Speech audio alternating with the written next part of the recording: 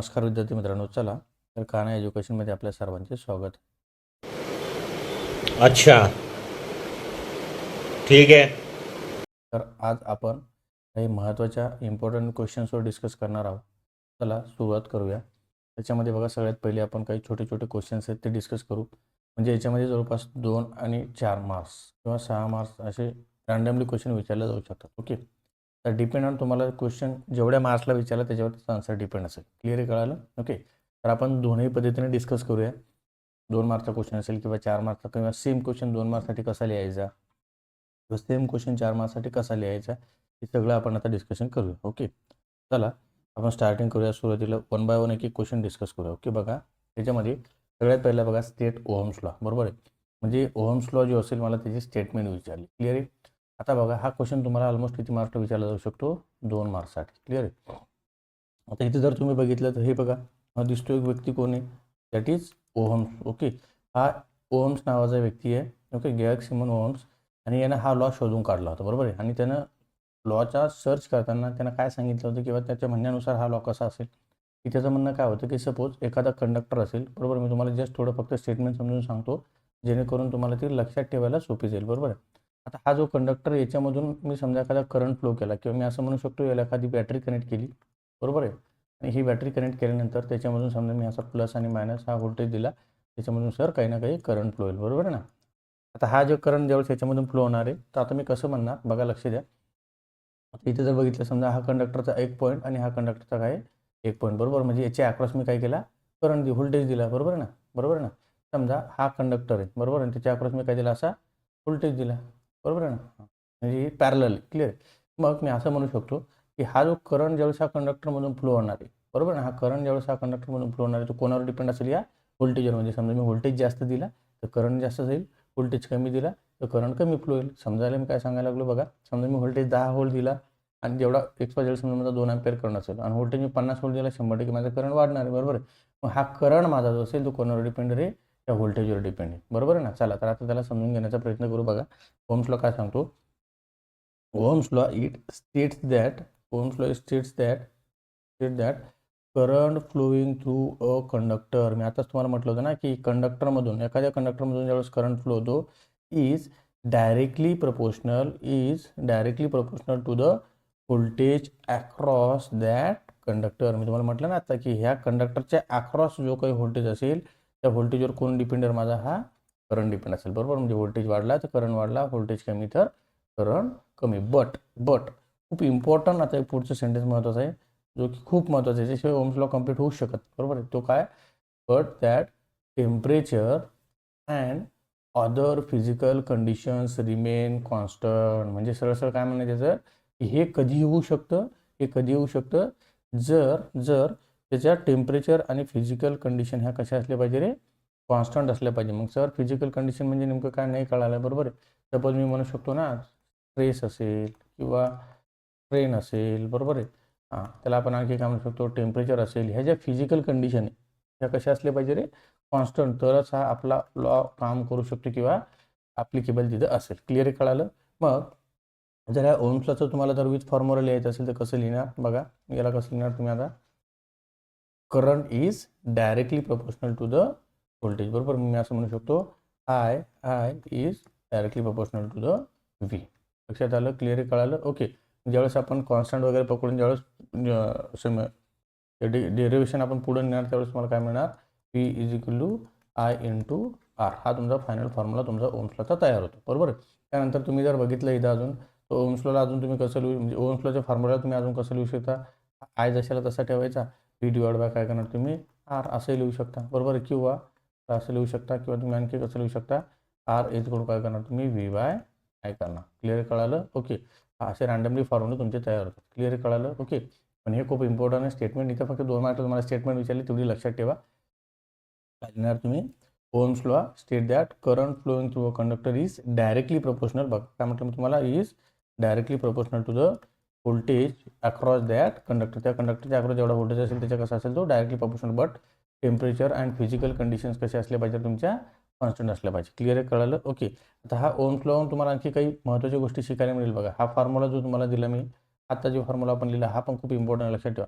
बघा करंट आणि व्होल्टेज एकमेकाच्या कसे रे डायरेक्टली प्रपोर्शनल आहे, पण करंट आणि रेजिस्टन्स एकमेकाचे कसे इन्व्हर्सली प्रपोर्शनल. इन्व्हर्सली प्रपोर्शनल म्हणजे काय सर, रेजिस्टन्स वाढला तर करंट काय होईल, कमी होईल. रेजिस्टन्स कमी झाला तर करंट काय होईल सर, वाढेल. बरोबर, लक्षात आलं, क्लिअर कळालं. ओके, आता हे तुम्हाला काही मी थोडे ॲनिमेटेड डायग्राम मी त्याच्या थ्रू तुम्हाला समजून सांगायचा प्रयत्न करतो. बघा आठवा मी तुम्हाला म्हटलं तो व्होल्टेज, बरोबर आहे, आणि याला म्हटलं आपण करंट. म्हणजे हे जे पळायला लागलं ना, हे बघा हे जे पळत आहे ना, हे इलेक्ट्रॉन्स कन्सिडर करा, बरोबर आहे ना. हे बघा इलेक्ट्रॉन्स, आणि हे ढकलतो कोण, त्याला फोर्स, म्हणजे हा व्होल्टेज. हे ग्रीन कलर काय आहे त्याचा, व्होल्टेज फोर्स. हे बघा इलेक्ट्रॉन्सला ढकलतो, त्याला फोर्स देतो, बरोबर आहे. आणि हे बघा त्याला अडवायचं कोण काम करतं रे, रेजिस्टन्स, म्हणजे हा अपोजचं काम करतो, हा त्याला पुशचं काम करतो. बघा आठव मी तुला व्हिडिओमध्ये स्टार्टिंग सांगितलं पुश द इलेक्ट्रॉन्स, बरोबर आहे. हे बघा हे जे असेल, हे जे इलेक्ट्रॉन्स पळायला लागले, बात तो सही है दौड़ना तो पड़ता है, बरोबर. याला पुश कोण करतं, व्होल्टेज, आणि याला अपोज कोण करतं, रेजिस्टन्स. लक्षात आलं.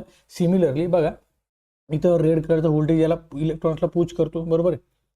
बघा हा रेड कलरचा व्होल्टेज येलो कलरची इलेक्ट्रॉन्सला पुश करतो, आणि रेजिस्टन्स त्याला काय करतो, अपोज. अरे अभि थांब, बरोबर आहे.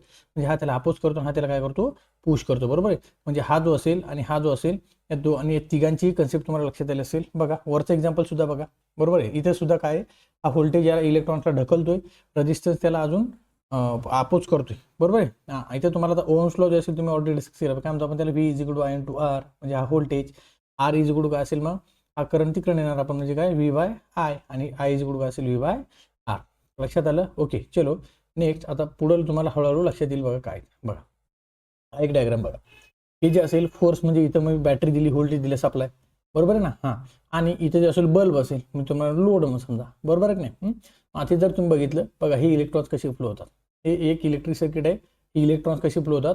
आता ही इलेक्ट्रॉन्स फ्लो होणं बघा, आणि ह्या डायग्राममध्ये बघा दोघांमध्ये तुम्हाला एक फरक जाणवून मित्रांनो. बघा इथं काहीच नाही आहे, म्हणजे अर्थ काही लोड आहे, आणि इथं जे असेल तो काय रेजिस्टन्स आहे. इथे काय रे, मी आता एक रेजिस्टन्स लावलं, इथे एक लोड लावला, बरोबर आहे. आता हा रेजिस्टन्स ज्यावेळेस मी लावला, त्यावेळेस रेजिस्टन्स लावल्यानंतर मला बघा अडथळा निर्माण झाला. बघा ह्या कसे डान्स करत चालले बघा, हळू हळू हळू हळू हळू, बरोबर. इथं तसं आहे का, इथं डायरेक्ट कंटिन्यू तुमचे रोटेट होतात, किंवा कंटिन्यू त्याचे फ्लो चालू आहे. इथं काय खालीवर, म्हणजे इथं काय डिस्टर्बन्स व्हायला लागला, that is called as register. म्हणजे रजिस्टर काय करतो, डिस्टर्ब करतो किंवा अपोज करतो असतो फ्लो ऑफ इलेक्ट्रॉन्सला. लक्षात आलं. ओके चलो नेक्स्ट. त्याच्यानंतर बघूया पुढचा second question. Define magnetic flux, बरोबर आहे. आता हे मॅग्नेटिक फ्लक्स जे असेल ती शिकण्याच्या अगोदर, ओके, मॅग्नेटिक फ्लक्स शिकण्याच्या अगोदर काही महत्त्वाची कन्सेप्ट आपल्याला शिकायची, ती म्हणजे असेल बघा मॅग्नेटिझम, बरोबर आहे. मॅग्नेटिझम तुम्हाला शिकणं खूप इम्पॉर्टंट आहे. आता हे मॅग्नेटिझम जे असेल, जर तुम्हाला क्लिअर असेल तर याच्यावर तुम्हाला भरपूर क्वेश्चन, जसं की तुमचा ट्रान्सफॉर्मर चॅप्टर असेल, मोटर चॅप्टर असेल, हे सगळे कशावर डिपेंड आहे, तुमच्या मॅग्नेटिझमवर डिपेंड आहे, बरोबर आहे. आता मॅग्नेटिझम मी तुम्हाला पाठीमागचा एक आपला व्हिडिओ बघून घ्या, त्याच्यामध्ये मी सगळं तुम्हाला सांगितलेलं की आपला मॅग्नेट जो असेल तो कसा तयार होतो, कुठं तयार होतो, त्याचे टाईप्स कोणकोणते असेल. एकदा मॅग्नेट कळालं की तुम्हाला पुढच्या गोष्टी कळायला इझी जाईल, बरोबर आहे. त्याच्यामध्ये सगळ्यात पहिली कन्सेप्ट जी असेल ती कोणती आहे, मॅग्नेटिक फ्लक्स, बरोबर आहे. तर मॅग्नेटिक फ्लक्स म्हणजे तुम्ही बघितलं असेल, हा बघा हा N आहे, आणि हा काय रे S, बरोबर आहे. त्याच्या अक्रॉस ज्या काही इमॅजिनरी लाईन असतात, ज्या की आपल्या डोळ्यानं बघू शकतो का आपण, त्याला नाही, ते इमॅजिनरी लाईनला काय म्हणतो आपण, मॅग्नेटिक फ्लक्स. आणि याला कशाने शो करतो आपण, आहे, बरोबर आहे. आणि याचा युनिट काय मित्रांनो, त्याला आपण कशाने मिळत असतो, वेबरमध्ये. लक्षात आलं. ओके, तर त्याची डेफिनेशन आपल्याला बघायची आहे. बघा आता हे बघा हा N to S, आता हे पहा N to S magnetic flux असे फ्लो होत असतात, बरोबर. हे पहा ब्लॅक कलरच्या काय इमॅजिनरी लाईन्स, बरोबर आहे. आता तुम्ही याला बघा, define the total number of imaginary lines, बरोबर आहे. काय म्हटलं मी तुम्हाला, the total number of imaginary magnetic field lines, बरोबर आहे ना. हे बघा या इमॅजिनरी मॅग्नेटिक फील्ड लाईन जेवढ्या टोटल नंबर ऑफ असेल, बरोबर आहे, passing through a surface it is called as magnetic flux, बरोबर आहे. म्हणजे एवढ्या एरियामध्ये, एवढ्या सरफेसमध्ये ज्या काही इमॅजिनरी लाईन्स पास झाल्या त्यालाच काय म्हणतो आपण, मॅग्नेटिक फ्लक्स. किंवा यालाच तुम्ही ऑरमध्ये कसं लिहू शकता आणखी दुसरं, the total number of imaginary magnetic lines of force through a surface that is called as magnetic flux, बरोबर आहे ना. कळालं. हां, आणि या मॅग्नेटिक फ्लक्स जे असेल त्याला आपण कशाने शो करतो, फाय, आणि कशामध्ये त्याचं युनिट काय असेल, SI युनिट वेबर असेल. लक्षात आलं. ओके, तुम्ही ॲनिमेटेड डायग्रामसुद्धा बघू शकता, तुम्हाला सर लक्षात बघा, that is called as magnetic flux. बघा अशा मॅग्नेटिक फ्लक्स तुमचे तयार होत असतात. हा एक इलेक्ट्रोमॅग्नेटिक, याला आपण करंट जसं जसं व्होल्टेज जसं वाढवला, कमी जास्त केला, तसं करंट कमी जास्त होणार, तसं फ्लक्स कमी जास्त होणार, बरोबर आहे. क्लिअर कळालं. चलो नेक्स्ट. त्यानंतर खूप महत्त्वाचा क्वेश्चन येतो म्हणजे परमेबिलिटी, बरोबर आहे. आता हा परमेबिलिटी जो असेल तो एक्झॅक्ट नेमकं काय असतं. आता तसं आपण ज्यावेळेस इलेक्ट्रिक सर्किट आणि मॅग्नेटिक सर्किटचे डिफरन्स बघणार आहे त्यावेळेस तुम्हाला लक्षात येईल, बरोबर. आता तुम्ही जर या शब्दाला व्यवस्थित बघितलं ना, बघा परमियाबिलिटी. ओके, बघा त्याला जर तुम्ही व्यवस्थित बघितलं तुम्हाला काही गोष्टी लक्षात येईल. बघा याला आपण थोडं आहे ना डिस्ट्रीब्यूट करू. परमी, ओके, म्हणजे मी असं म्हणू शकतो समजा इथून PERME परमी. ओके, आणि एक दुसरा शब्द तयार झाला असता तिथं काय आहे ॲबिलिटी. थोडं डिस्ट्रीब्यूट करा म्हणजे तुम्हाला डेफिनेशन लक्षात राहण्यासाठी एक ट्रिक्स आम्हाला सांगतो. बघा शब्द बघा, परमी ॲबिलिटी. आता परमी म्हणजे काय होतं माहिती आहे का, परमिशन. परमी म्हणजे काय होतं, परमिशन. आणि ॲबिलिटी म्हणजे काय होतं, आपण त्याला म्हणतो असं सपोज मराठीत पात्रता, बरोबर ना. आता तर याच्यातून मला काय सांगायचं नाही कळालं, बरोबर आहे. मग याचा अर्थ काय, ही जी कन्सेप्ट आहे ना, ही जी कन्सेप्ट आहे ही रँडमली बऱ्याच ठिकाणी आपण त्याला रिलेट करू शकतो. आता आपण सध्या काय शिकतोय, मॅग्नेटिझम शिकतो. काय शिकतोय, मॅग्नेटिझम, बरोबर. मग मॅग्नेटिझमचे रिलेटेड कसे असेल सर, सपोज माझ्याकडे आता मी एक्झाम्पल घेतलं, हा एक वूड आहे, बरोबर आहे. हा एक लाकूड घेतला आणि दुसरा काय घेतला, आयर्न घेतला, म्हणजे एक लोखंड घेतला, बरोबर आहे. आणि हे जे असेल हे काय तुमच्या आता मॅग्नेटिक फ्लक्स, आता आपण जस्ट बघितलं, बरोबर आहे. आता ह्याच्या मॅग्नेटिक फ्लक्स असेल, इथे जर तुम्ही बघितलं ह्या मॅग्नेटिक फ्लक्स, हे बघा ही मॅग्नेटिक फ्लक्स जी असेल ती बाहेरून जाते, बरोबर. ही अशी जाते, स्ट्रेट अशी जाते, बरोबर आहे. म्हणजे पूर्णचे पूर्ण मॅग्नेटिक फ्लक्स याच्यातून पास होतात का, नाही. या लाकडामधून पास होतात का, नाही, बरोबर. पण इथे जर तुम्ही बघितलं हे भरपूर मॅग्नेटिक फ्लक्स आहे आणि पूर्णचे पूर्ण काय झाले, याच्या अंदरून एकदम मस्त परफेक्ट पास व्हायला लागले. लक्षात आलं, बरोबर आहे. म्हणजे याचा अर्थ काय, मला काय सांगायचं आहे सर, बरं की जर समजा मी असं म्हणू शकतो का, याची परमेबिलिटी कमी आहे किंवा याची परमेबिलिटी कमी आहे आणि याची परमेबिलिटी कशी आहे, जास्त आहे. मी असं का म्हटलो सर, बघा मी एक्झाम्पल तुम्हाला सांगतो. पहिला आपण डेफिनेशन शिकू. बघा मग याची डेफिनेशन जर मला करायची तर काय करणार मी, तर ॲबिलिटी ऑफ मटेरियल, बरोबर आहे. म्हणजे हे जे मटेरियल मी आता घेतलं त्याची पात्रता, तर ability of material to flow किंवा flow or set up magnetic flux, बरोबर आहे. म्हणजे एखाद्या मटेरियलची पात्रता किंवा ते मटेरियलची ॲबिलिटी की ज्याच्यामधून माझ्या मॅग्नेटिक फ्लक्स फ्लो होऊ शकत असेल, त्याची त्याला काय म्हणतो आपण, त्याची परमेबिलिटी, बरोबर. म्हणजे याचा अर्थ काय, जर याच्यामधून कमी फ्लक्स फ्लो झाल्या म्हणजे याची परमेबिलिटी कशी आहे सर, कमी आहे. याच्यामधून जास्त फ्लक्स फ्लो झाल्या म्हणजे याची परमेबिलिटी कशी आहे सर, जास्त आहे. मग मी काय म्हणू शकतो, the ability of material to flow of magnetic flux, बरोबर आहे. आता अजून तुम्हाला एक एक्झाम्पल सांगतो, त्याच्यावरून तुम्हाला अजून लक्षात येईल. बघा हे राईट साईडचं एक्झाम्पल बघा. मी काय केलं, इथं काय केलं, ग्रेव्हल घेतलं, बरोबर आहे. थोडं खडे वगैरे घेतले वाळूचे, ओके.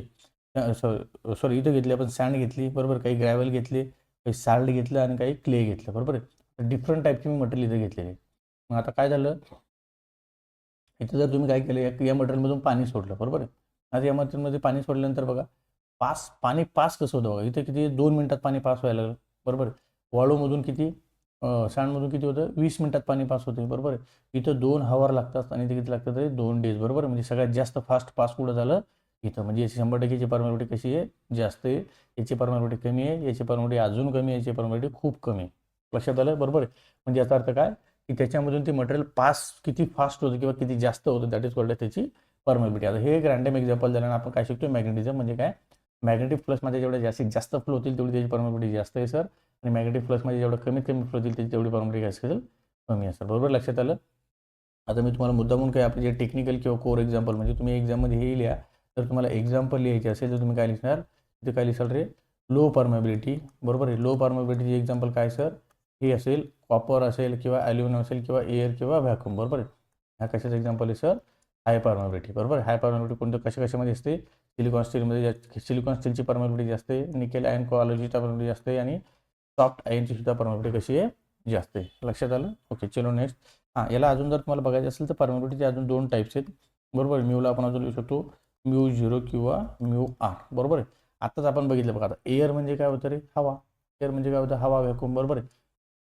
आता ज्या वेळेस हवेमध्ये मॅग्नेटिक फ्लक्स फ्लो होत असेल त्याला म्हणतो आपण फ्री स्पेस परमेबिलिटी, बरोबर आहे. आणि आत्ताच आपण बघितलं हे भक्कम मटेरियल बघा, सिलिकॉन स्टील एक मटेरियल आहे, निकेल आयन कॉलर मटेरियल आहे, सॉफ्ट आयन मटेरियल आहे. तर एखाद्या मटेरियलमधून समजा हे कॉपर ॲल्युमिनियम हे पण आहे, तर एखाद्या मटेरियलमधून जर फ्लो होत असेल तर काय म्हणतो आपण, रिलेटिव्ह परमेबिलिटी. लक्षात ठेवा, काय म्हणतो आपण त्याला, रिलेटिव्ह परमेबिलिटी, बरोबर. म्हणजे एखाद्या मटेरियलमधून जर फ्लक्स फ्लो होत असेल त्याला म्हणायचं μr, आणि एका हवेमधून जर फ्लक्स फ्लो होत असेल त्याला म्हणायचं μ0. बघा हवेमधून फ्लक्स फ्लो होतात पण करंट फ्लो होत नसतो, लक्षात ठेवा. क्लिअर आहे, कळालं. चलो नेक्स्ट, आपल्याला परमेबिलिटी समजली असेल. त्यानंतर बघा नेक्स्ट तुमचा लेन्झ लॉ. नेक्स्ट क्वेश्चन काय तुमचा, लेन्झ लॉ. आता लेन्झ लॉ जो असेल ना, हा थोडा जास्त आपण शब्दामध्ये शिकण्याचा प्रयत्न करू, बरोबर आहे. लेन्झ लॉ म्हणजे मी म्हणू शकतो की oppose to cause. Oppose to काय म्हणू शकतो, कॉज म्हणजे शॉर्टमध्ये लक्षात ठेवा. अपोज टू कॉज म्हणजे काय सर, नाही कळालं म्हणजे काय, कॉज म्हणजे कारण, बरोबर आहे. म्हणजे ज्याच्यामुळे तो तयार झाला त्याला काय करणे, अपोज करणे, बरोबर आहे. मी पाठीमागे एक आपला व्हिडिओ टाकलेला डिटेलमध्ये, तो व्हिडिओ तुम्ही बघू शकता. लेन्झ लॉ जो असेल याचा अर्थ काय होतो की ज्याच्यामुळे तो तयार झाला त्यालाच काय करणे, अपोज करणे. लक्षात आलं. म्हणजे मी असंही म्हणू शकतो, समजा एखादा मुलगा जर आईवडिलाला उलटून बोलत असेल, बरोबर आहे, आता आईवडिलामुळेच त्याला आपला दुनिया बघायला मिळाली आणि तोच परत आईवडिलाला उलटून बोलतो, याचा अर्थ काय, त्याला म्हणत आहे लेन्झ लॉ. सही पकड़े हैं। लक्षात आलं. म्हणजे याचा अर्थ काय, बघा आता त्याचे स्टेटमेंट जर तुम्ही बघितले तर त्याचे रिलेटेड तुम्हाला कसं म्हणता येईल, टेक्निकली आपण त्याला कसं बोलू शकतो, Lenz law states that direction of induce current, बरोबर आहे. म्हणजे जो इंड्यूस EMF किंवा जो इंड्यूस करंट तयार होणार आहे, it such that opposes the changes किंवा change in magnetic flux that produce it, बरोबर. म्हणजे ज्या मॅग्नेटिक फ्लक्समुळे जो करंट तयार झाला त्यालाच तो काय करणार, अपोज करणार. That is called as Lenz law. किंवा अजून त्याला दुसरं ऑरमध्ये तुम्ही कसं लिहू शकता, the direction of induce current, जे इंड्यूस म्हणजे तयार होण्या, जो इंड्यूस करंट की जो करंट तयार झाला is such that opposes the change in magnetic flux, ज्या मॅग्नेटिक फ्लक्समुळे तो इंड्यूस झाला, ज्या बदलणाऱ्या मॅग्नेटिक फ्लक्समुळे जो इंड्यूस झाला त्यालाच तो काय करणार, अपोज करणार. That is called as Lenz law. लक्षात आलं, क्लिअर कळालं. ओके, आता हे एक्झाम्पल जे असेल तुम्हाला काही ॲनिमेटेड डायग्राम समजायला मिळेल. बघा आता इथे बघा, ही जे इथं बघा त्याची डायरेक्शन कशी अपोजिट होती, बरोबर आहे. त्यानंतर इथं सुद्धा तुम्ही डायग्राममध्ये बघू शकता. बघा इथे याची डायरेक्शन आहे बघा. आता याच्यामुळे इथे मॅग्नेटिक फ्लक्स तयार होणार आहे, तर इथले तयार झालं बघा, आणि त्याच्या अपोज बघा, त्याला बघा अपोज करायला लागेल, बरोबर. हे जे मॅग्नेटिक फ्लक्स आहे त्याच्यामुळे इथं फ्लक्स तयार होतील बघा. हे बघा इथं पर्पल कलरचे फ्लक्स, ब्ल्यू कलरच्या फ्लक्स तयार झाला, आणि फ्लक्स याला काय करतात, अपोज करतात, बरोबर. म्हणजे ज्याच्यामुळे तयार झाला त्याला काय करणे, अपोज करणे. आणि ते अपोज करण्यामुळे काय होतं, जर तुम्हाला इथं फॉर्म्युला वगैरे लिहायचा असेल, फॉर्म्युला सुद्धा तुम्ही लिहू शकता. तुम्ही कसं लिहू शकतो, E इज इक्वल टू काय होईल, NdΦ बाय काय म्हणू शकतो मी, dt, बरोबर आहे. dΦ बाय dt, आणि इथं काय असेल मग मायनस सिम्बॉल, आणि मायनस सिम्बॉल कशामुळे आला रे, लेन्झ लॉमुळे आला. कशामुळे आला, लेन्झ लॉमुळे, बरोबर. तुम्ही इथे बघू शकता, बघ म्हणजे मायनस सिम्बॉल कशामुळे आला, लेन्झ लॉमुळे. क्लिअर कळालं. चलो नेक्स्ट.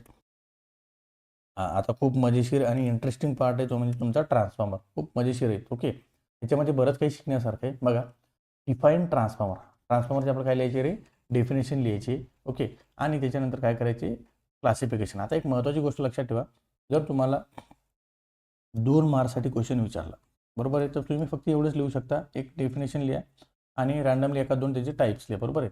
किंवा जर 4 मार्क्सला क्वेश्चन विचारला तर ऑलमोस्ट 2 मार्क असो किंवा 4 मार्क्स आपण जास्तीत जास्त लिहायचा प्रयत्न करायचा. 4 मार्क्ससाठी जर विचारला हा क्वेश्चन तर कसं लिहायचं ते आपण डिस्कस करू. बघा, पहिले त्याची डेफिनेशन लिहू. ट्रान्सफॉर्मर तुम्ही सर्वांनी बघितलेलं असेल, बरोबर आहे.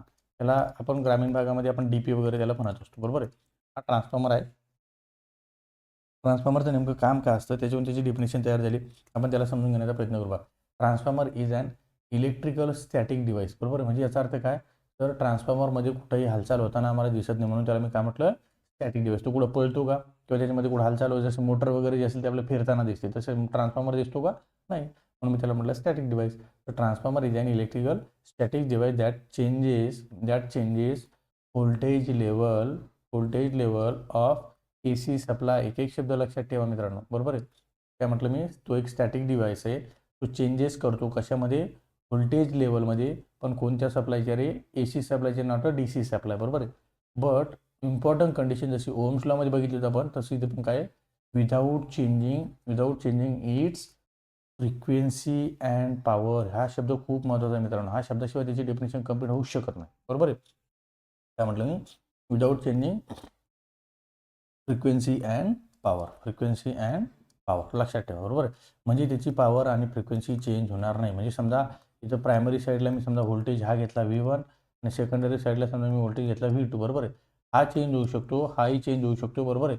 पण तो जरी चेंज झाला त्याची पॉवर जी असेल ती चेंज होणार नाही. हीच पॉवर समोर असेल, म्हणजे सेम पॉवर असेल, किंवा म्हणू शकतो मी सेम फ्रिक्वेन्सी असेल. लक्षात आलं. म्हणजे प्रायमरी जर 50 वॅट असेल, सेकंडरी पण 50 वॅटचे, प्रायमरी जर 50 वॅट असेल तर सेकंडरी पण 50 वॅट आहे, बरोबर आहे. पॉवर चेंज होणार नाही. मग मे बी तुमचा व्होल्टेज चेंज झाला तर करंट चेंज होणार, आणि व्होल्टेज कमी जास्त झालं तर करंटसुद्धा कमी जास्त होईल. क्लिअर आहे, कळालं. ओके, नंतर ट्रान्सफॉर्मरच्या अंदरून किंवा आतमधून वाइंडिंग कशी असते बघा, तुम्ही ही इमेजनरी डायग्राम बघू शकता. बघा, हे बघा, ह्या टर्न्स आहेत, ह्या नंबर ऑफ टर्न्स समजा मी म्हटलं प्रायमरी साईडला, ह्या नंबर ऑफ टर्न्स मी म्हटलं समजा सेकंडरी साईडला, बरोबर. ही अशी एक कोअर असते, बरोबर आहे. इथं तुम्ही बघा, आता तुम्हाला इथं एक्झाम्पल देतो, जसं की समजा तुम्ही इथे टाईप्स घेतलं बघा, टाईप्स ऑफ ट्रान्सफॉर्मर कोणता आहे, स्टेप अप ट्रान्सफॉर्मर आहे, step down transformer. Step up म्हणजे काय आणि स्टेप डाऊन म्हणजे काय. स्टेप अप आणि स्टेप डाऊन जे आहे ना ते आपण आउटपुट साईडला बघत असतो, बरोबर आहे. म्हणजे समजा मी म्हटलं आता ही इनपुट साईड आहे आणि ही काय तुमची आउटपुट साईड आहे. ही काय तुमची इनपुट साईड, ही काय तुमची आउटपुट साईड, बरोबर आहे. आता इथं जर तुम्ही बघितलं ना बघा 1 2 3 4 5 6, इथे समजा मी नंबर ऑफ टर्न्स किती म्हटलं 6 आहे. इथे जर तुम्ही बघितले 1 2 3 4 5 6 7 8 9 10 11 बरोबर. म्हणजे इथे किती आहे सर 11 नंबर ऑफ टर्न्स. म्हणून साहजिकच याच्या नंबर ऑफ टर्न्स कमी आहे सर, याच्या नंबर ऑफ टर्न्स काय जास्त आहे. म्हणजे इनपुटला कमी आहे आउटपुटला जास्त आहे, म्हणजे that is called as step up transformer, बरोबर ना. आउटपुटला काय त्याच्या नंबर ऑफ टर्न्स जास्त आहे म्हणून मी त्याला काय म्हटलं सर स्टेप अप ट्रान्सफॉर्मर. इथं त्याच्या उलट आहे, इथे प्रायमरीला नंबर ऑफ टर्न्स जास्त आहे आणि सेकंडरीला नंबर ऑफ टर्न्स काय सर कमी, म्हणून मी याला काय म्हटलं स्टेप डाऊन आहे. म्हणजे हे आउटपुटवर आपला फोकस असला पाहिजे. लक्षात आलं, क्लिअर आहे. हां, आणि जर तुम्हाला अजून डिटेलमध्ये थोडं क्लासिफिकेशन द्यायचं असेल तर तुम्ही अशा पद्धतीने लिहू शकता. बघा तर ट्रान्सफॉर्मरचे क्लासिफिकेशन कशावर डिपेंड असतात. सपोज मी म्हणू शकतो बेस ऑन व्होल्टेज लेवल, बरोबर. म्हणजे समजा मला ट्रान्सफॉर्मर सांगायचं असेल व्होल्टेज लेवलनुसार मी काय म्हणू शकतो. बघा आता जे आपण डिस्कस केलं स्टेप अप असेल म्हणजे याचा अर्थ काय प्रायमरीला व्होल्टेज कमी सेकंडरीला व्होल्टेज जास्त, किंवा स्टेप डाऊन प्रायमरीला व्होल्टेज कमी जास्त सेकंडरी व्होल्टेज कमी, बरोबर आहे. त्यानंतर हा बघा तो तुम्हाला डिटेलमध्ये दिलं आहे, तो कुठं वापरतो काय तुम्ही लक्षात ठेवू शकता. हा कुठं वापरतो आपण घरी वापरत असतो, म्हणजे डिस्ट्रीब्युशन लेवल वापरत असतो. हा कुठं वापरतो आपण पॉवर प्लांट, म्हणजे जिथं आपलं सबस्टेशन वगैरे जे असतं त्याच्या अगोदर आपण तिथं आपण वापरत असतो, बरोबर आहे. त्यानंतर आयसोलेशन ट्रान्सफॉर्मर. आता आयसोलेशन ट्रान्सफॉर्मर काय तर पुढे गेल्यावर तुम्हाला थोडं लक्षात येईल. आयसोलेशन ट्रान्सफॉर्मरची खासियत असते की जेवढ्या नंबर ऑफ टर्न प्रायमरीला असतात तेवढ्या नंबर ऑफ टर्न कुठे असतात सेकंडरीला, बरोबर आहे. हां, त्यानंतर बघा अजून एक महत्त्वाची गोष्ट की त्याच्यामध्ये आयसोलेशन प्रोव्हाइड केलं असतं 1 to 1. तुम्हाला पुढे गेल्यावर सांगतो काय असतं. ओके, त्यानंतर बघा base on number of phases, बरोबर आहे. आता कशावर डिपेंड आहे सर अजून base on number of phase. आता बघितलं आपण बेस ऑन व्होल्टेज. आता फेजनुसार जर बघितलं काय सिंगल फेज आहे आणि दुसरा कोणता असेल 3 फेज असेल. क्लिअर आहे, कळालं. ओके, आता सिंगल फेज आणि 3 फेज आहे base on number of phases असेल. त्यानंतर बघा बेस ऑन कन्स्ट्रक्शननुसार जर बघितलं कोणते कोअर टाईप असेल आणि शेल टाईप असेल, बरोबर. आता हे पुढे गेल्यावर आपण डिस्कस करू नंबर कोअर टाईप काय असतं आणि शेल टाईप काय असतं. त्यानंतर अजून हे बघा बेस ऑन ॲप्लिकेशन. आता ॲप्लिकेशननुसार जर बघितलं पॉवर ट्रान्सफॉर्मर आहे, डिस्ट्रीब्युशन ट्रान्सफॉर्मर आहे, इन्स्ट्रुमेंट ट्रान्सफॉर्मर आहे, बरोबर आहे. आता पॉवर ट्रान्सफॉर्मर जर तुम्ही सबस्टेशन वगैरे असतं ना पॉवर हाऊस वगैरे आपले तिथं वापरले जातात. डिस्ट्रीब्युशन ट्रान्सफॉर्मर म्हणजे आपल्या घरापर्यंत जी सप्लाय किंवा आपण ग्रामीण भागात आपल्या गावात सिटीमध्ये जे घराच्या आसपास जे ट्रान्सफॉर्मर बघतो त्याला म्हणतो आपण डिस्ट्रीब्युशन ट्रान्सफॉर्मर, बरोबर आहे. आणि इन्स्ट्रुमेंट ट्रान्सफॉर्मर म्हणजे जे आपल्याला मेजरमेंट करायसाठी आपण वापरत असतो. लक्षात आलं. जसं की एक्झाम्पल तुम्ही म्हणू शकता CT असेल, PT असेल, बरोबर. तुम्ही प्रॅक्टिकल लॅबमध्ये बघितलेलं असेल. क्लिअरली कळालं.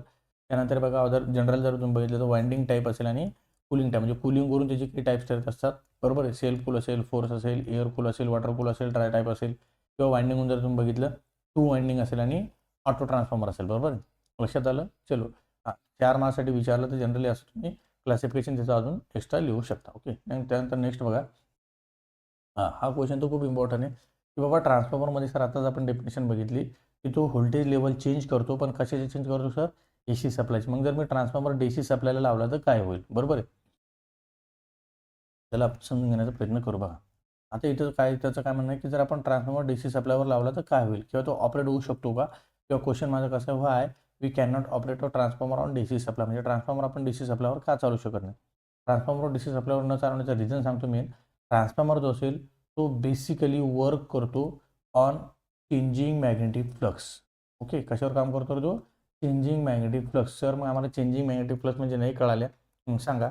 मग चेंजिंग मॅग्नेटिक फ्लक्स कसे असतात हे एक्झाम्पल बघा. त्याला म्हणतो आपण बदलणारे मॅग्नेटिक फ्लक्स.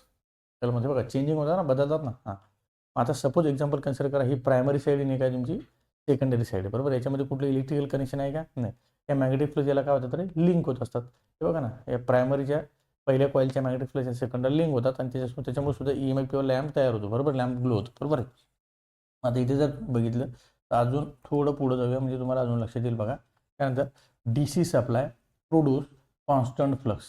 पहिली गोष्ट तर आपल्याला AC सप्लाय असेल तो कोणत्या फ्लक्स तयार करत असेल रे चेंजिंग मॅग्नेटिक फ्लक्स. आणि आपल्या ट्रान्सफॉर्मरला सुद्धा कोणते पाहिजे असतात चेंजिंग मॅग्नेटिक फ्लक्स, बरोबर आहे. आणि DC सप्लाय कोणत्या तयार करतो कॉन्स्टंट मॅग्नेटिक फ्लक्स. म्हणजे इथंच कळायला पाहिजे की तो ट्रान्सफॉर्मर आपण DCवर ऑपरेट करू शकतो का नाही. मग तो नो इंड्यूस EMF, बरोबर. म्हणजे कॉन्स्टंट असल्यामुळे त्याच्यामध्ये EMF तयार होणार आहे का नाही.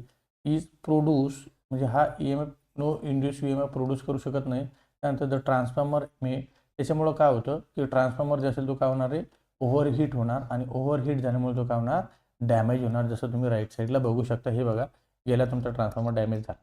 लक्षात आलं. त्याच्यामुळे जनरली मेन रिझन काय की ट्रान्सफॉर्मर हा AC सप्लायवर आपण का वापरतो, कारण त्याच्यामध्ये चेंजिंग मॅग्नेटिक फ्लक्स असतात. DC वर का वापरत नाही, त्याचं मेन रिझन काय लिहाल, DC सप्लाय कोणत्या फ्लक्स प्रोड्यूस करतो, कॉन्स्टंट फ्लक्स.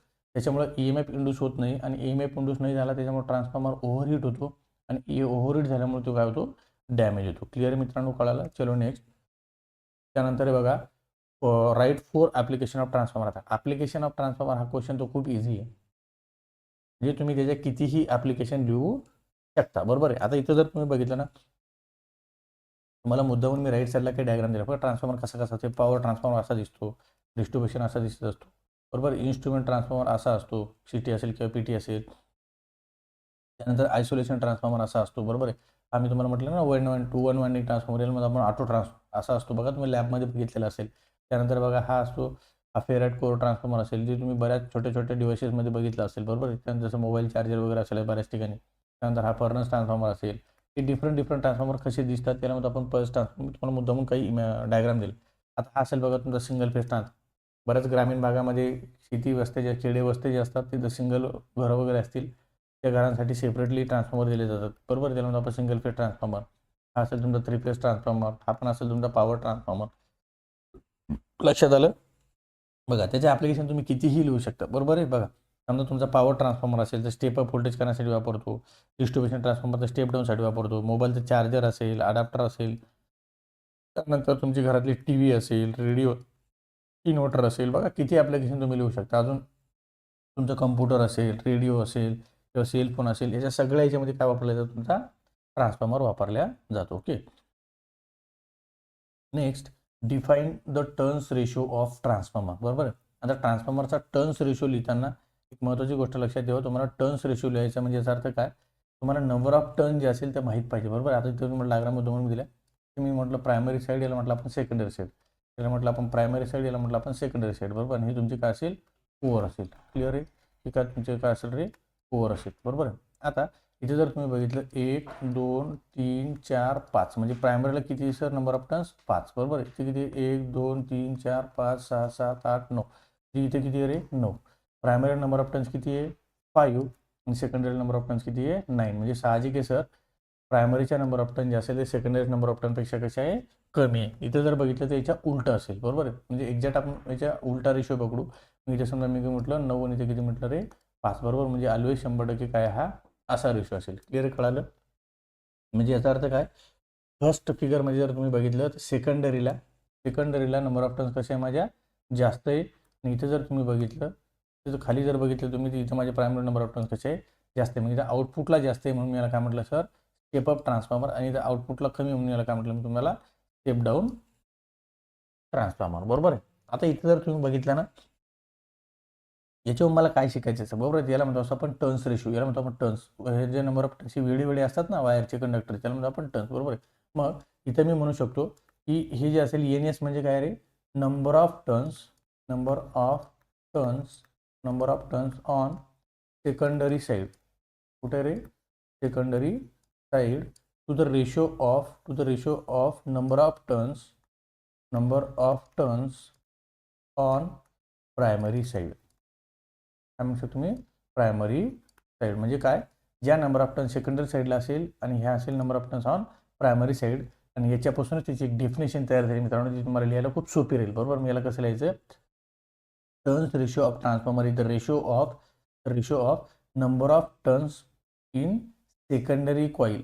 बरोबर. म्हणजे काय, secondary coil to number of turns on primary coil. म्हणजे याचा रेशो लिहायचा, म्हणजे वर काय लिहायचं आहे सेकंडरी, खाली काय लिहायचं आहे प्रायमरी. म्हणजे काय, the ratio of secondary number of turns to the primary number of turns, that is called as turns ratio. किती सोपं आहे, किती इझी. ओके. चलो नेक्स्ट. त्यानंतर बघा, what are the types of transformer based on transformer ratio. बरोबर आहे. आता पहिली गोष्ट तर ट्रान्सफॉर्मर रेशो काय असतो, तसं त्याच्यातलं आपण आता एक डिस्कस केला तो म्हणजे कोणता होता, टर्न्स रेशो. मी तुम्हाला काही ट्रान्सफॉर्मर रेशो महत्त्व समजून सांगतो. ट्रान्सफॉर्मेशन रेशो आपण केनी शो करत असतो. तिचे रँडम ऑफ रेशो म्हणजे समजा तुम्ही म्हणू शकतो V2 म्हणजे सेकंडरीचा व्होल्टेज अपॉन V1. बरोबर आहे. सेकंडरीचा EMF अपॉन प्रायमरीचा EMF. बरोबर आहे. Secondary number of turns upon primary number of turns. बघा V2 म्हणजे सेकंडरी V1 म्हणजे प्रायमरी. E2 म्हणजे सेकंडरी 1 म्हणजे प्रायमरी लक्षात ठेवा. बरोबर आहे. पण याच्यामध्ये एकमेव रेशो असा असतो करंट, तो याच्यापेक्षा कसा असेल याचा उलटा, म्हणजे काय I1 आपण काय असेल I2. हे नंबर ऑफ रेशो आहेत, हे डिफरंट रेशो लक्षात ठेवा. आणि सगळे काय ट्रान्सफॉर्मेशन रेशो. हा कशाचा रेशो रे, व्होल्टेज रेशो. हा कशाचा आहे, EMF रेशो. हा कशाचा असेल रे, आताच आपण बघितलं जे डेफिनेशन टर्न्स रेशो, बरोबर आहे ना. हा कशाचा असेल, करंट रेशो. क्लिअर आहे, कळालं. असे डिफरंट रेशो आहे, त्याला म्हणतो आपण त्याचा ट्रान्सफॉर्मेशन रेशो, बरोबर आहे. आता इथे जर तुम्ही बघितलं तर ह्या ट्रान्सफॉर्मेशन रेशोनुसार सुद्धा सर आम्ही ट्रान्सफॉर्मर ठरवू शकतो की तो स्टेप अप असेल की स्टेप डाऊन असेल, बरोबर आहे. आता इथं कसं बघा, जे एक्झाम्पल मी तुम्हाला दिलं बघा, मी आत्ताच बघितलं होतं की या ट्रान्सफॉर्मर आपण स्टेप अप की स्टेप डाऊन कसं ठरवणार. मी तुम्हाला म्हटलं होतं ना, आपण टर्न्स रेशो काढूया. बघा, मी समजा मी टर्न्स रेशो जर काढला, के इज इक्वल टू मी जर काढला, माझी व्हॅल्यू किती येणार ते बघूया आपण, बरोबर आहे. कशावर मी ठरवू शकतो, आता मला टर्न्स डोळ्याने दिसतात, मग मी टर्न्सवरून काढला. ते सपोज मी काय म्हटलं होतं, इथे प्रायमरीला 5 आहे, बरोबर सर. मग प्रायमरी खाली येते, बरोबर. मी याला म्हटलं 5 नंबर. सेकंडरी समजा मी काय म्हटलं, जास्त पकडलं, बरोबर आहे. आता समजा इथं बघा, लक्ष द्या.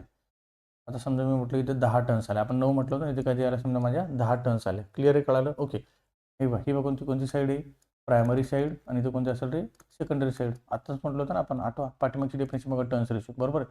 Number of turns on secondary side to number of turns on primary side, बरोबर आहे. मग आता प्रायमरी साईड म्हणजे खाली आहे आणि सेकंडरी साईड म्हणजे काय, वर आहे. सेकंडरी साईडला म्हणजे समजा नंबर ऑफ टर्न जास्त मी कन्सिडर केलं, सपोज 10, प्रायमरी किती, सपोज 5, बरोबर आहे. तर तुम्ही याचा आन्सर जर काढला तर काय येणार आहे, 5 1 5, 5 2 10, म्हणजे माझा आन्सर किती आला सर, 2. म्हणजे सरळ काय की केची व्हॅल्यू जी असेल माझी 100% कशी असेल, ग्रेटर दॅन 2. तर ग्रेटर दॅन काय आली, 1. म्हणून मी त्याला काय म्हटलं रे, step down step up transformer. काय म्हणतो मी त्याला, स्टेप अप ट्रान्सफॉर्मर. त्याच्या उलटं इकडे बघा, अच्छा इकडे बघा, मी काय करणार, केची व्हॅल्यू मला काढायची आहे सर. मला खाली प्रायमरी येत असतो, तर प्रायमरी नंबर ऑफ टर्न्स आता किती सर माझ्या, जास्त आहे. म्हणजे समजा मी इथे घेतले 10, किती घेतली मी समजा आता 5, बरोबर आहे. मी असं म्हणू शकतो ना. आता ही कोणती माझी आता सेकंडरी साईड, कोणती माझी प्रायमरी साईड.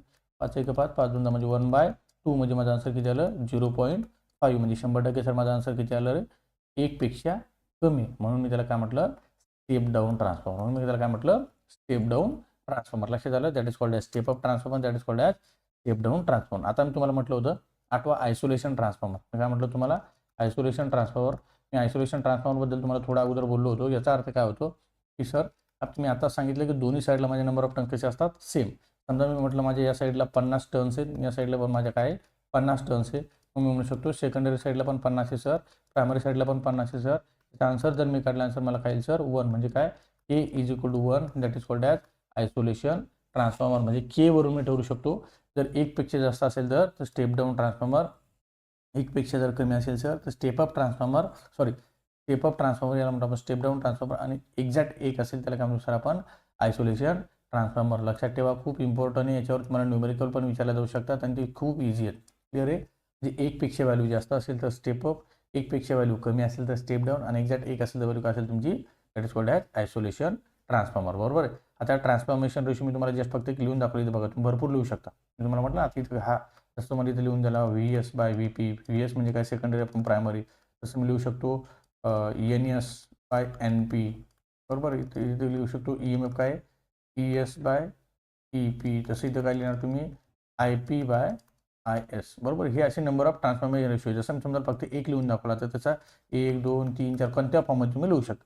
व्होल्टेजच्या फॉर्ममध्ये लिहा, टर्नच्या फॉर्ममध्ये लिहा, EMFच्या फॉर्ममध्ये लिहा किंवा करंटच्या फॉर्ममध्ये लिहा. क्लिअर आहे, कळालं.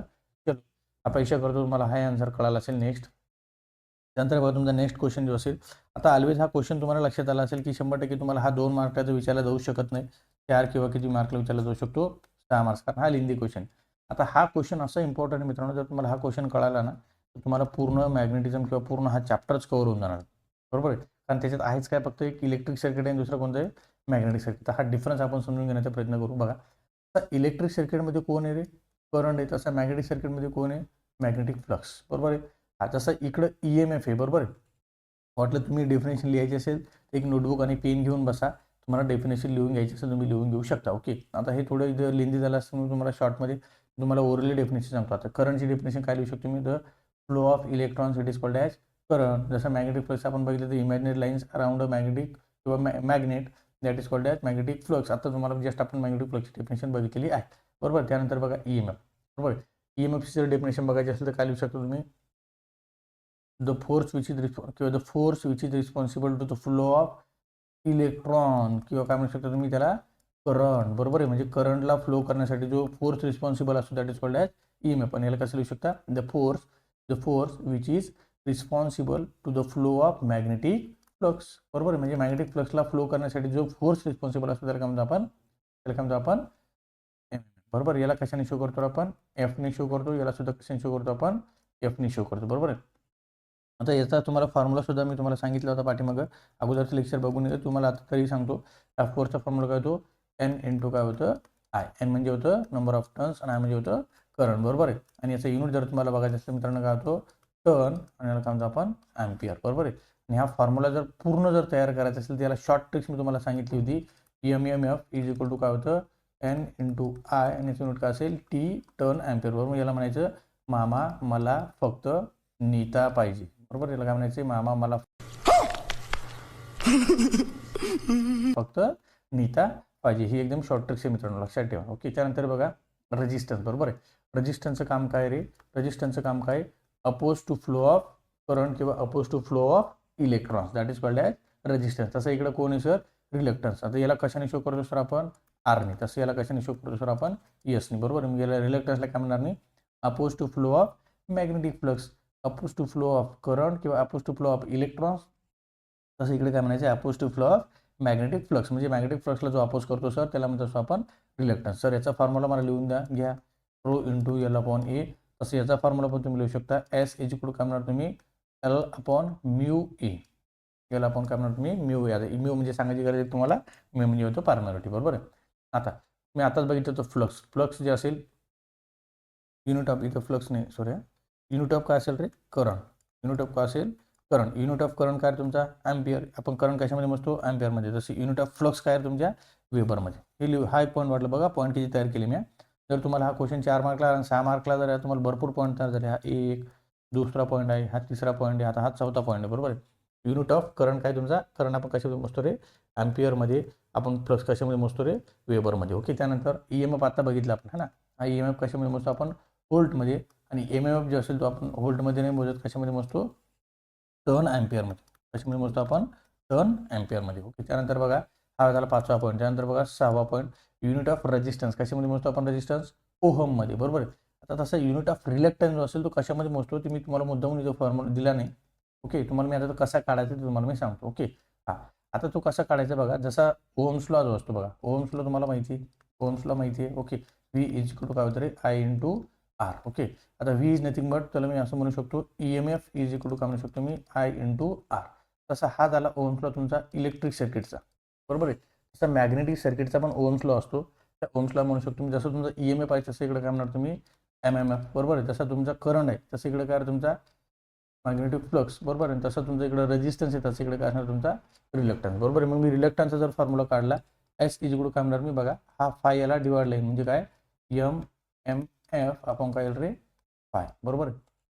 आताच आपण बघितलं तर MMFचा मला फॉर्म्युला माहिती आहे एन इंटू आय आपण काय आला फाय. बरोबर आहे. मग एन काय number of turns, T current कशामध्ये मोजतो आपण अँपियरमध्ये, आणि फ्लक्सला कशामध्ये मोजतो तर आपण वेबरमध्ये, आणि that is called as unit of reluctance. बरोबर. मग युनिट ऑफ रिलक्टन्स काय तुमचं टर्न अँपियर पर वेबर. हे तुमचं काय असेल रे रिलक्टन्सचा युनिट असेल. क्लिअर आहे. त्यानंतर बघा रेजिस्टिव्हिटी. बरोबर आहे. आता इथे जर तुम्ही बघितलं हे बघा दिसतं का, याला म्हणतो आपण रोला काय म्हणतो आपण रेजिस्टिव्हिटी किंवा त्याला म्हणतो आपण स्पेसिफिक रेजिस्टन्स. तसं इकडे काय असतं तुमचं रिलेक्टिव्हिटी. बरोबर. रेजिस्टिव्हिटी म्हणजे काय की रेजिस्टिव्हिटी जो असेल त्याच्यावर तो कशावर डिपेंड असेल डिपेंड ऑन मटेरियल. तसा रिलेक्टिव्हिटी आहे. बरोबर. त्यानंतर बघा कंडक्टन्स. बरोबर आहे.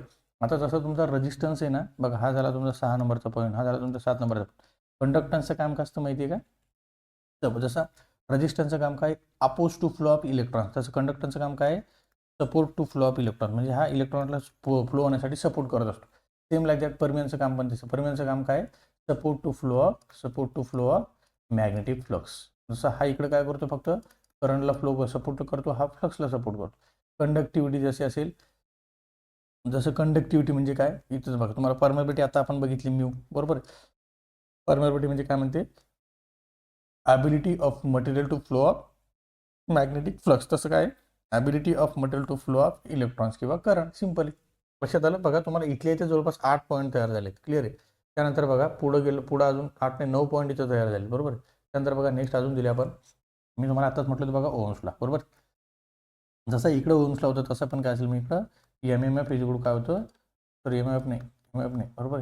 MMF इज इक्वल काय होईल तसं इकडे काय बघितलं होतं आपण EMF इज इक्वल काय होतं I इंटू आर, तसं काय MF इज इक्वल काय होतं आयच्या ठिकाणी इकडे काय येईल फाय इंटू एस, म्हणजे काय एफ इज इक्वल काय होतं फाय इंटू एस. हा काय असेल तुमचा Ohm's law of magnetic circuit मी तुम्हाला आता सांगितलं. ओके, आता हा झाला 10 नंबरचा पॉईंट. बघा 11 नंबरचा पॉईंट बघा, current can be stop by opening the circuit. म्हणजे सरळ काय, हे सर्किट जर समजा ओपन झालं तर तुमचं करंट काय होईल, थांबून जाईल. बरोबर आहे.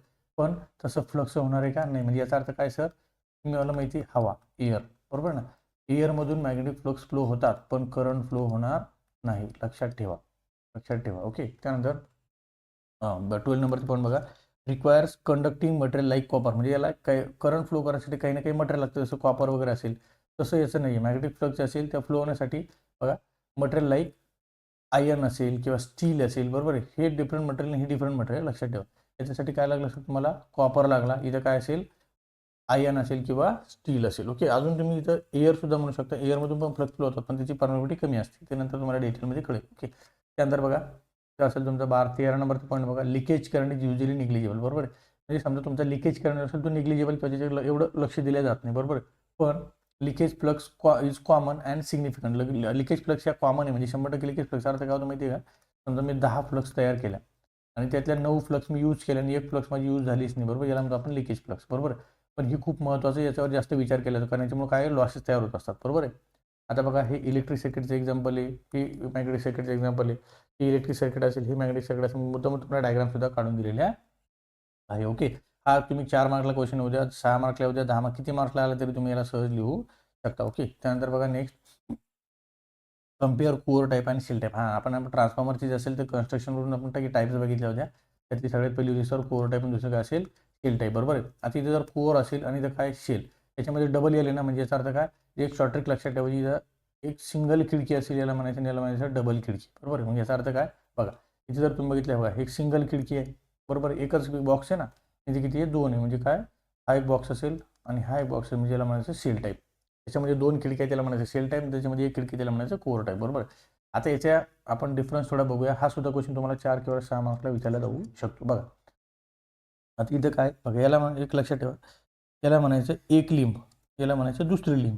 बरोबर, याला म्हणायचं एक लिंब, दुसरी लिंब आणि याला म्हणायचं 3 लिंब. याला म्हणतो आपण लिंब, याला एमबी. बरोबर आहे. मग हा किती झाला रे सर, हा झाला 2 लिंब आणि हा झाला सर 3 लिंब. बरोबर आहे. मग आता चला सुरुवात करू. बघा सगळ्यात पहिला पॉईंट काय तुमचा, सगळ्यात पहिला पॉईंट आहे वाइंडिंग आर प्लेस ऑन 2 लिंब. बरोबर, म्हणजे या दोन्ही लिंबवर वाइंडिंग आहे. पहा ग्रीन कलर आणि रेड कलरची वाइंडिंग आहे. बरोबर आहे.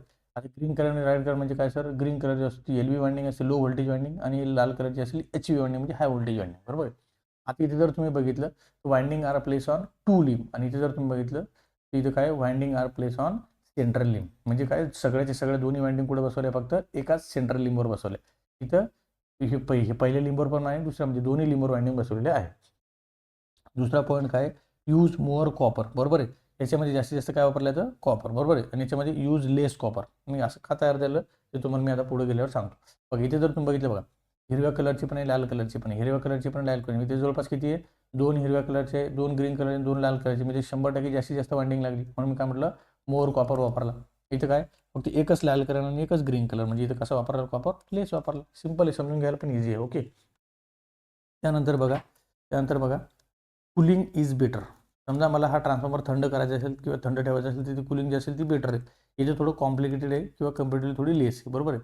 म्हणजे जास्त याला कूलिंग करणं थोडं अवघड आहे किंवा असं म्हणू शकतो याची लेस कूलिंग. बरोबर. त्यानंतर बघा 4 नंबरचा पॉईंट आहे कन्स्ट्रक्शन. बघा याचं कन्स्ट्रक्शन थोडं सिम्पल आहे आणि याचं कन्स्ट्रक्शन थोडं कसं कॉम्प्लेक्स आहे किंवा कॉम्प्लिकेटेड आहे. लक्षात आलं. त्यानंतर नेक्स्ट बघा, आताच आपण बघितलं ना याचे किती 2 लिंब, याचे किती आहे 3 लिंब. बरोबर आहे. आता याला बघा सिंगल मॅग्नेटिक पाथ आहे. बघा हे जर तुम्ही बघितलं असं सरळ जायचं, परत सरळ वापस यायचं, एकच रस्ता आहे सरळ. त्याला म्हणतो आपण सिंगल मॅग्नेटिक पाथ. इथं जर तुम्ही बघितलं ना बघा, इथून इथपर्यंत यायचा असा एक पाथ, परत इथून ही सेंट्रलपासून असं जायचं, याला म्हणायचं 2 पाथ. म्हणजे हा एक पाथ आणि हा दुसरा पाथ. मग याला काय म्हणायचं 2 पॅरलल पाथ. किती 2 पॅरलल म्हणायचे सिंगल मॅग्नेटिक पाथ. ओके चलो. त्यानंतर next winding are place on both limb. बरोबर आहे. म्हणजे वाइंडिंग हे बघा, ही एक लिंब आहे आणि ही एक लिंब आहे, दोन्ही लिंबवर वाइंडिंग प्लेस केली आहे. इथे काय winding on place on central लिंब, जे आता आपण डिस्कस केलेलं आहे. ओके. त्यानंतर बघा मेकॅनिकल स्ट्रेंथ त्याची कशी आहे रे, लोअर आहे थोडी. बघा हा जो असेल याची मेकॅनिकल स्ट्रेंथ कशी आहे, लोअर आहे. आता याचं कसं आहे थोडं 3 लिंब असल्यामुळे थोडं याच्यामध्ये मजबूती जास्त आहे, म्हणजे याचं कसं आहे थोडं मेकॅनिकल स्ट्रेंथ जास्त. त्यानंतर लिकेज फ्लक्स. आता इथं बघा, इथून तर इथपर्यंत मला फ्लक्स फ्लो करून यायचे बघा, या वाइंडिंगपासून त्या वाइंडिंगपर्यंत मला फ्लक्स फ्लो करायचे किंवा सेटअप करायचे. साहजिकच माझ्यामध्ये कुठेतरी लिकेज होऊ शकतं, बरोबर. म्हणजे लिकेज प्लस काय इथे जास्त आहे, बरोबर. आता इथं बघा, दोन्ही वाइंडिंग एकाच ठिकाणी बघा, ही आतमध्ये ब्ल्यू कलर आहे, बाहेर रेड कलर आहे. हे दोन्ही वाइंडिंग एकाच ठिकाणी असल्यामुळे काय होतं, इथे लिकेज प्लस काय आहे रे, कमी आहे, बरोबर आहे. असं म्हणू शकतो मी, इथे लिकेज फ्लक्स जास्त, इथे कसं आहे जास्त, इथे कसं असेल कमी असेल, बरोबर. आता लिकेज फ्लक्स जास्त आहे म्हणजे याचा अर्थ काय, 100% कमीत कमी फ्लक्स इथं कमी फ्लक्स यूज व्हायला लागला, जास्त फ्लक्स लिकेज होतात, बरोबर. याची 100% एफिशियन्सी कशी असेल, कमी. इथे जास्तीत जास्त फ्लक्स यूज होतात म्हणजे एफिशियन्सी कशी असेल, जास्त असेल. ओके, चलो नेक्स्ट. त्यानंतर बघा कूलिंग, बरोबर. आता याची कूलिंग थोडी बेटर, मी आपण अगोदरच आता पॉईंट डिस्कस केली, याची कूलिंग कशी थोडी मॉडरेट आहे, बरोबर. त्यानंतर बघा याची कॉस्ट जी असेल, याची कॉस्ट चीप आहे. ओके, साहजिक याचं कन्स्ट्रक्शन तुम्हाला लक्षात आलं असेल, हा थोडा स्वस्त आहे ना, हा थोडा कसं आहे महाग आहे. Okay, expensive. नंतर ॲप्लिकेशन जे असेल, याची ॲप्लिकेशन काय, हाय व्होल्टेज आणि लो करंट, आणि याची ॲप्लिकेशन काय असेल, लो व्होल्टेज आणि हाय करंट. ओके, लक्षात ठेवा. त्यानंतर बघा मेंटेनन्स, याचं मेंटेनन्स कसं आहे, इझी आहे थोडं. याचं मेंटेनन्स कसं आहे, इझी आहे. याचं मेंटेनन्स थोडं कसं डिफिकल्ट आहे. याची साईज बघा, साहजिक याची साईज कशी थोडी लार्ज, याची साईज कशी थोडी कॉम्पॅक्ट आहे. क्लिअर आहे, कळालं. ओके, त्यानंतर बघा नेक्स्ट. पुढचा क्वेश्चन आहे बघा मित्रांनो, ट्रान्सफॉर्मरच्या ओरिएंटेड थोडं इम्पॉर्टंट आहे बघा. तर त्याला आपण समजून घेऊ, difference between dynamic induce EMF आणि स्टॅटिक इंड्यूस EMF. ओके, थोडं त्याच्या अगोदर मी तुम्हाला काही थिअरी सांगतो बघा. एक्झॅक्ट डायनॅमिकली काय नाही होतं ना, स्टॅटिकली म्हणजे काय होतं बघा. मी काय म्हटलं तुम्हाला, काही शब्दातच लक्षात येईल बघा, स्टॅटिक आणि इथं काय म्हटलं तुम्हाला दुसरा शब्द डायनॅमिक. ओके, तर स्टॅटिक म्हणजे काय, डायनॅमिक म्हणजे काय. स्टॅटिक म्हणजे कॉन्स्टंट, असं वाटतं इथं काही चेंजेस नाही, आणि डायनॅमिक म्हणजे थोडं व्हेरिएबल आहे, बरोबर. मग कॉन्स्टंट आणि व्हेरिएबल काय आहे ना, थोडं तुम्हाला थिअरी सांगतो अगोदर बघा. माझ्याकडे ना, माझं टार्गेट जे असेल, माझं टार्गेट आहे EMF तयार करणे. काय तयार करणे, EMF. कारण तुम्ही आता म्हटलं स्टॅटिक इंड्यूस EMF आणि डायनॅमिक इंड्यूस EMF, बरोबर. मग मला दोन्ही गोष्टी तयार करण्यासाठी मला दोन गोष्टी, म्हणजे EMF तयार करण्यासाठी मला दोन गोष्टी लागतात. एक म्हणजे माझा मॅग्नेटिक फ्लक्स, आणि दुसरं म्हणजे काय लागतं सर मला, मी म्हणू शकतो कंडक्टर, किंवा मी त्याला म्हणत असतो आपण कॉईल, बरोबर आहे. मग एकतर मी काय करणार, माझ्याकडे दोन कंडिशन आहे, बरोबर आहे. माझ्याकडे एक कंडिशन असेल कॉन्स्टंट, बरोबर आहे. माझ्याकडे एक कंडिशन असेल कॉन्स्टंट, आणि दुसरी काय असेल मला व्हेरिएबल. क्लिअर आहे. आता बघा, मी कॉन्स्टंट आणि व्हेरिएबल मी काय म्हणू शकतो बघा, एक तर मी फ्लक्स आणि कंडक्टर, बरोबर आहे. मी काय म्हणू शकतो फ्लक्स आणि कंडक्टर. क्लिअर आहे. आता बघा, मी कॉन्स्टंट जर फ्लक्स ठेवल्या तरी मला डोळ्यानं दिसणार नाही आहे, आणि मी फ्लक्स व्हेरिएबल जरी केल्या तरी मला डोळ्यानं दिसणार नाही. आता इथे मी डायग्राममध्ये दाखवू शकतो तुम्हाला, पण ॲक्च्युअली दिसत नसतं. मग कंडक्टर जर कॉन्स्टंट असेल तरी मला डोळ्यानं दिसतं सर, आणि कंडक्टर जर कॉन्स्टंट व्हेरिएबल असेल तरी मला डोळ्यानं दिसतं. म्हणजे मी ठरवणार कोणानुसार, कंडक्टरवरून. लक्षात आलं. हे स्टॅटिक आहे की हे डायनॅमिक, मी कशावरून ठरवणार सर, मग आता कंडक्टरवरून, बरोबर आहे. आता बघा, तुम्हाला जस्ट काही एक्झाम्पल दाखवतो बघा, आता लक्षात येईल तुम्हाला सहज. बघा आता इथं बघा, हे दिसतं का, हे कंडक्टर आहे बघा, हे मेकॅनिकल सिस्टम आहे. हे रेड कलरचं हे काय कंडक्टर आहे, बरोबर आहे. आणि हा जो कंडक्टर आहे, हा जो कंडक्टर समजा मी इथं काय म्हटलं, आता त्याला म्हटलं N पोल, याला काय म्हटलं S पोल, आणि N2S हे बघा अशा मॅग्नेटिक फ्लक्स फ्लो होता, बरोबर आहे. ह्या N2S का अशा मॅग्नेटिक फ्लक्स फ्लो होतात, बरोबर आहे. आता हे जे मॅग्नेटिक फ्लक्स आहे बघा, हा कंडक्टर त्याच्यामध्ये रोटेट होतो, बरोबर आहे. आणि ह्या उभ्या मॅग्नेटिक फ्लक्स असतील त्याला काय करतो, तो कट करतो. त्याच्यापासून जो EMF तयार होणार आहे त्याला आपण मग डायनॅमिकली इंड्यूस EMF, बरोबर. कारण याच्यामध्ये कंडक्टर तुम्हाला फिरताना दिसतो, बरोबर आहे. तिथे बघा, हा कंडक्टर आहे, हा कंडक्टर कसा आहे रे, कॉन्स्टंट आहे. हा पण कंडक्टर कसा आहे, कॉन्स्टंट आहे. हे बघा ना, कॉईल दिसते ना, हे 1 2 3 नंबर ऑफ टर्न्स, आणि रेड कलरच्या काय तुमच्या मॅग्नेटिक फ्लक्स, जे तुम्हाला आता डायग्राममध्ये दिसतात पण ॲक्च्युअली दिसत असतात का, नाही. म्हणजे हे इमॅजिनरी लाईन असतात, बरोबर आहे. मग इथं तुम्हाला डोळ्याने दिसत नाही आहे चेंजेस, बरोबर आहे. पण इथं तुम्हाला कंडक्टर कॉन्स्टंट दिसतो, म्हणजे इथं कंडक्टर कॉन्स्टंट आहे, फ्लक्स व्हेरिएबल आहे. इथं काय, फ्लक्स कॉन्स्टंट आहे आणि कंडक्टर कसं आहे, व्हेरिएबल आहे. म्हणून याला म्हणतो असतो आपण डायनॅमिकली इंड्यूस EMF, आणि याला म्हणतो असतो आपण स्टॅटिकली इंड्यूस EMF. ओके, कळालं. चला तर आता समजून घेऊया बघा. सगळ्यात पहिला पॉईंट बघा, EMF is induce due to relative motion between conductor and magnetic field. बघा, या दोघांमध्ये रिलेटिव्ह मोशन दिसतं ना, हा फिरताना दिसतोय आणि याला हा कट करतोय, त्यावेळेस जो EMF तयार होतो त्याला म्हणतात डायनॅमिकली इंड्यूस EMF, बरोबर. इकडे बघा, EMF is induce without any physical motion. डोळ्यानं दिसतं तुम्हाला काही, आता हे रेड कलरची दिला आहे फ्लक्स आहे, तुम्हाला आता डायग्राममध्ये दिसत, पण ॲक्च्युअली दिसत असतं प्रॅक्टिकली नाही, बरोबर आहे. हे सगळं आपल्याला कॉन्स्टंट दिसतं, म्हणून याला म्हणतो असतो आपण स्टॅटिकली इंड्यूस EMF, म्हणजे याच्यामध्ये विदाऊट एनी फिजिकल मुवमेंट आहे. फिजिकल मोशन आहे का, नाही, पण तरी पण EMF तयार होतो ना. त्यानंतर बघा, conductor cut magnetic flux lines. बघा, हे कंडक्टर जे ना उभ्या लाईन्सला कट करायला लागलं, बरोबर. इथे बघा, magnetic flux link with the conductor. हे बघा, लाल कलरचे फ्लक्स आहे, इथे याला कंडक्टरला लिंक होत आहे, कट होत आहे का, नाही, link with but does not get cut. Okay, त्यानंतर बघा, base on Faraday's law plus Fleming right hand rule. आता हा जो EMF तो कशावर आहे, दोन लॉनुसार चालतो, Faraday's law plus Fleming right hand rule. Right hand rule, left hand rule काय वापरले ते माहिती आहे, डायरेक्शन ऑफ फ्लक्स. हे कंडक्टर जे असेल ते आपण डायरेक्शन खूप इम्पॉर्टंट आहे, म्हणून तिथे आपण दोन लॉ वापरले. ओके, EMF जो कट होतो त्याला म्हणतो आपण फॅरेडेज लॉ, डायरेक्शन जे असेल त्यासाठी काय वापरला आपण फ्लेमिंग लॉ. ओके, इथं फक्त आणि फक्त कोणता आहे फॅरेडेज लॉ ओनली. ओके, ही असेल तुमची स्टॅटिकची डायग्राम. ओके, त्यानंतर requires mechanical energy to produce motion. बघा याला फिरवायला मेकॅनिकल एनर्जी लागेल ना कंडक्टरला, याला मेकॅनिकल एनर्जी लागते का नाही, कुठंच फिरताना काही दिसत नाही. इथं बघा EMF depend on speed of motion, म्हणजे जेवढा जोरात कंडक्टर फिरेल तेवढा त्या जास्तीत जास्त फ्लक्स कट होईल. इथे काय होईल rate of change of flux, म्हणजे हे फ्लक्स जेवढा जास्तीत जास्त लिंक होतील तेवढा फ्लक्स EMF जास्त तयार होईल. बरोबर आहे, कळालं. त्यानंतर नेक्स्ट बघा, आता आपण जस्ट बघितलं 6 नंबरचा पॉईंट काय सांगतो, कॉमनली कॉल्ड मोशन EMF. बरोबर आहे, म्हणजे इथे जे असेल याला काय म्हणतो आपण EMF जो असेल तो कसा असेल मोशन EMF, आणि याचा कोणता असेल ट्रान्सफॉर्मर EMF. बरोबर आहे, यूज इन जनरेटर, हा जनरेटर किंवा मोटरमध्ये याला वापरतो, याला कशामध्ये वापरतो आपण ट्रान्सफॉर्मरमध्ये.